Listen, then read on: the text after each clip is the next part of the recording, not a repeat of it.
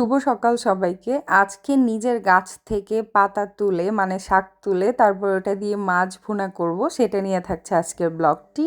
Hello everyone, welcome to my blog. এই যে এখানে সকাল সকাল ক্রোসন খেয়ে নিচ্ছি। স্বামী আমার জন্য ক্রোসন নিয়ে আসছে নিচে লিডল থেকে, তো ক্রোসন খেয়ে তারপরে এই যে চারদিকে ওয়েদার দেখতেছি। এখানে সকালের নাস্তা করে সাথে ক্রোসনের সাথে চা খেয়েছি। চা খেয়ে তারপরে এই যে বারান্দায় দেখতেছেন স্বামী অনেকগুলা গাছ লাগিয়েছে। ওই গাছগুলা থেকে আজকে প্রথম কিছু শাক তুলবো অ্যান্ড সেটারই এক্সাইটমেন্ট কাজ করতেছে। স্বামী তো প্রচুর এক্সাইটেড। ও এখানে বীজ লাগিয়েছিল অ্যান্ড ওইখান থেকে এতগুলা গাছ হয়েছে মাশাল্লাহ। এই যে আমি পাতাগুলো আস্তে আস্তে করে তুলে নিচ্ছি। আমি সাইড থেকে নিচে যে পাতাগুলো হয়েছে বড় বড় ওইগুলাই তুলে নিব। এখানে আমরা সামারে কিছু তাজা শাকসবজি পেলেও বাঙালি দোকানে বা পাকিস্তানি দোকানে ইন্ডিয়ান দোকানে শাকসবজি পেলেও এরকম শাকসবজি একদম পাই না। এই যে নিজের গাছের থেকে বারান্দা থেকে এরকম তুলে তারপর তাজা তাজা রান্না করার যে ফিলিংসটা, ওটা আসলে অনেক জোস। অ্যান্ড আমি এখানে সুন্দর করে শাকগুলো তুলে নিচ্ছি।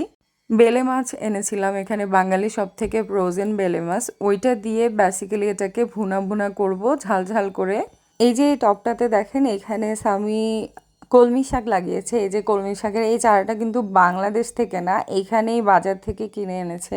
বাট পুঁই শাকের বীজটা স্বামী বাংলাদেশ থেকে নিয়ে এসেছে, নিয়ে এসে তারপর এখানে লাগিয়েছে। এই যে এই কয়টা শাক পাতা নিয়ে পেয়েছি, এইগুলা নিয়ে এখন মাছ ভুনা করব। এই যে আমি এখানে তেল বসিয়ে দিয়েছি, তেলের মধ্যে পেঁয়াজ দিয়ে পেঁয়াজ যখন ব্রাউন কালার হয়ে যাবে তখন এখানে টমেটো এবং বাকি মশলাগুলো দিয়ে দিব।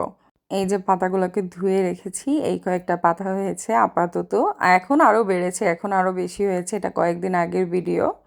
এখানে মশলাগুলোকে আমি ভালো করে একদম কষিয়ে নিয়েছি। এই যে লাল করেছি, একদম ভালো করে মরিচ দিয়েছি, একদম ঝাল ঝাল ভুনা করব সেই জন্য। আমি এখানে কিছু ঝোল অ্যাড করে দিয়েছি আর এই যে ঝালের জন্য একটু কিছু কাঁচামরিচ অ্যাড করে দিয়েছি। এখন এক সাইড থেকে শাকগুলোকে সুন্দর করে বসিয়ে দিব। শাকগুলো দেওয়ার পর বেশিক্ষণ ওয়েট করা যাবে না, শাকগুলো দিয়ে 5 মিনিটের মধ্যেই চুলাটা বন্ধ করে দিতে হবে। মাছগুলো কিন্তু অনেকটা হয়ে এসেছে, তো আমি এই জন্যই শাকগুলো এক সাইডে দিয়ে দিয়েছি। আসলে গাছগুলা যখন আমরা নিজেরা লাগাই, নিজেরা কোনো কিছু তৈরি করি, রোপণ করি, কোনো শাক লাগাই, ওটার টেস্ট কিন্তু খুবই ভালো হয়, কারণ আমরা কোনো সার ইউজ করতেছি না, কিছু ইউজ করতেছি না, অর্গানিক।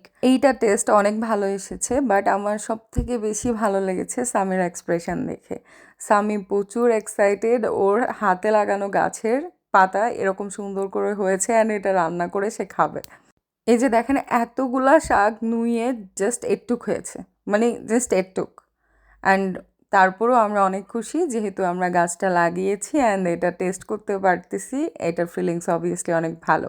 রান্না করার সাথে সাথে স্বামী আর আমি খেতে বসে পড়েছি। এই যে এখানে শাক আর মাছ নিয়েছি আর এখানে আমি ঢ্যাঁড়স ভাজি করেছি, আলু দিয়ে ঢ্যাঁড়স ভাজি করেছি, গরম গরম ভাত নিয়ে বসে পড়েছি। আপনারা কে কে এরকম বারান্দায় আপনাদের শাকসবজি চারা রোপণ করতে বা চাষ করতে পছন্দ করেন, অবভিয়াসলি কমেন্ট করে আমাকে জানাবেন। আর এরকম বিদেশে বাড়িতে এরকম তাজা শাকসবজি পাওয়া আসলে এই ভাগ্যের ব্যাপার। আমি চিন্তা করতেছি কুমড়ো গাছ বা লাউ গাছ এর বীজ লাগাবো।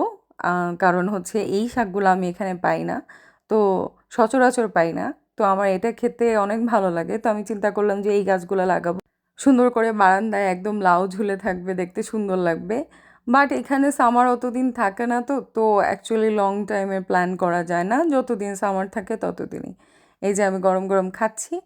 আর আজকের ভিডিওটা এই পর্যন্তই। এতক্ষণ আমার সাথে থাকার জন্য ধন্যবাদ। আপনারা আমার চ্যানেলটা সাবস্ক্রাইব করে দিবেন আর অনেক অনেক ভালোবাসা। আল্লাহ হাফেজ।